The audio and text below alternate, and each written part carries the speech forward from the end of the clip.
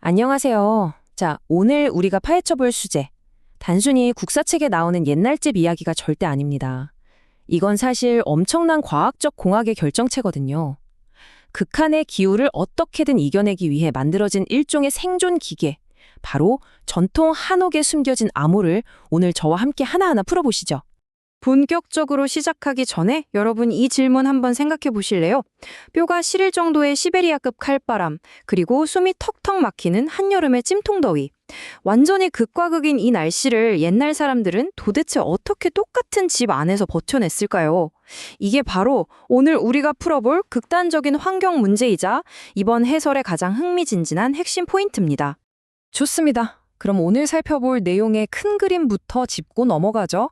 한옥이 왜 기후 지혜의 결정체인지 시작해서 북방의 온돌, 남방의 마루, 그리고 이 둘의 기적적인 융합, 자연에 순응하는 배지, 마지막으로 유교가 빚어낸 공간 미학까지 이렇게 총 6가지 포인트로 빠르게 짚어보겠습니다.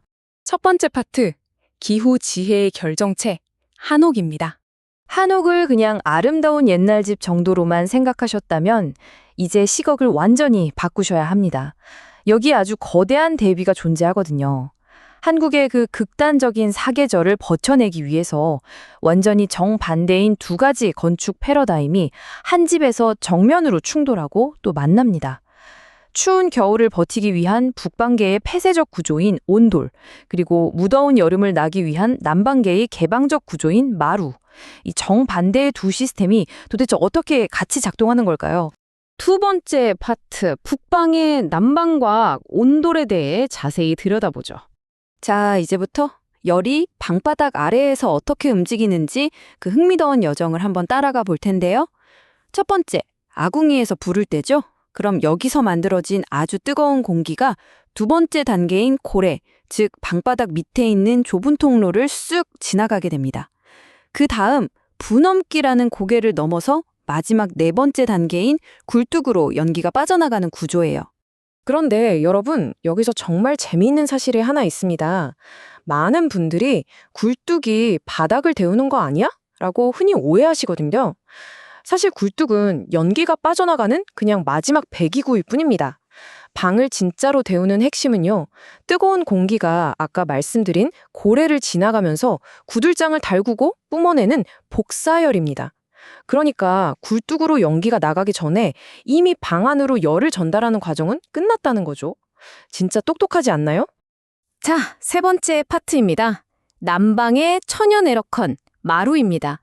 방금 전까지 영하의 추위와 싸웠다면 이제는 숨막히는 고온다습한 여름을 살아남기 위한 정반대의 전략을 볼 차례입니다.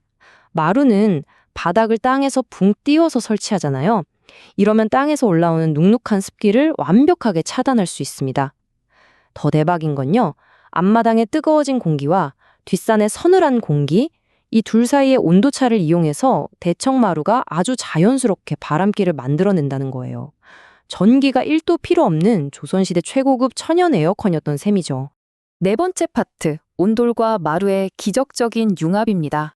이게 바로 한옥이 보여주는 진짜 천재성입니다. 시베리아급 추위를 막는 북방의 난방, 그리고 아열대급 더위를 식히는 남방의 냉방을 단 하나의 건물 안에 완벽하게 합쳐버린 거예요. 복사열로 열을 꽉 가둬두는 아주 폐쇄적인 시스템이랑 바람을 슝슝 통하게 하는 완전 개방적인 시스템. 이 절대 섞일 수 없을 것 같은 두 모순된 구조가 하나로 융합돼서 사계절 내내 최고의 효율을 내는 겁니다. 전 세계 어디에도 없는 한국만의 독특한 주거 문화가 탄생한 거죠. 다섯 번째 파트, 자연수능적 배치 원리로 넘어가 보겠습니다. 집 안의 과학을 봤으니 이제 시야를 넓혀서 집 밖을 좀 볼까요? 배산임수, 다들 한 번쯤 들어보셨죠? 풍수지리에서 말하는 명당, 즉 가장 이상적인 집터입니다. 말 그대로 뒤에는 산을 등지고 앞에는 물을 마주한다는 뜻인데요. 겨울에 매서운 북풍은 등 뒤에 산이 막아주고 앞에 물은 논서나 생활용수로 쓰는 아주 완벽한 구조입니다. 참고로 이거 학창시절 지리나 국사시험에 단골로 나오던 핵심 출제 포인트였던 거 다들 기억하시죠? 물론 배산임수 말고도 중요한 원리들이 더 있습니다. 우리가 집 구할 때 남향 엄청 따지잖아요.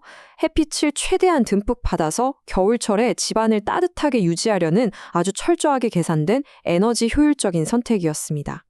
게다가 한옥은 집을 짓는다고 땅을 억지로 깎아내거나 평평하게 밀어버리지 않았어요.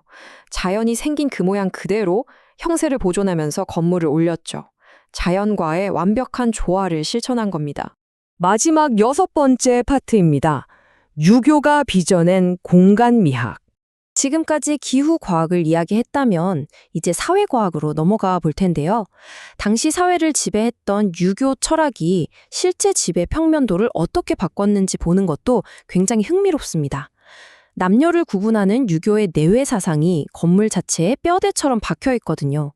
가장 안쪽에 폐쇄적이고 안정적인 공간인 안채는 여성의 영역으로 가족의 프라이버시를 지키는 곳이었고요. 반대로 바깥쪽의 사랑채는 남성의 영역으로 손님을 맞이하거나 글을 읽는 일종의 퍼블릭한 소통 공간이었습니다. 엄격한 도덕 규범이 건축 도면이 된 셈이죠. 자, 오늘 살펴본 방대한 내용을 한 장에 싹 정리한 궁극의 요약본, 일명 치트시트를 준비했습니다.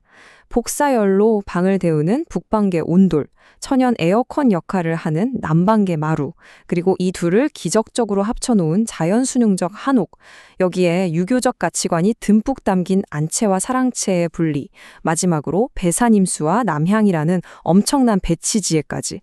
이 내용을 머릿속에 딱 캡처해 두시면 오늘 핵심은 완벽하게 마스터하신 겁니다. 자, 여러분. 오늘 이 엄청난 지혜의 결정체를 쫙 훑어보면서 저는 이런 생각이 들더라고요.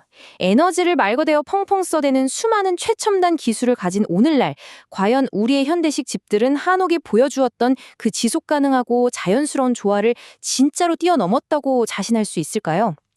효율성이라는 이름 아래 우리가 잃어버린 전통 건축의 지혜는 없는지 한 번쯤 곰곰이 생각해 보셨으면 좋겠습니다. 오늘 탐구는 여기까지고요. 저는 다음 시간에 더 흥미로운 주제로 돌아오겠습니다. 감사합니다.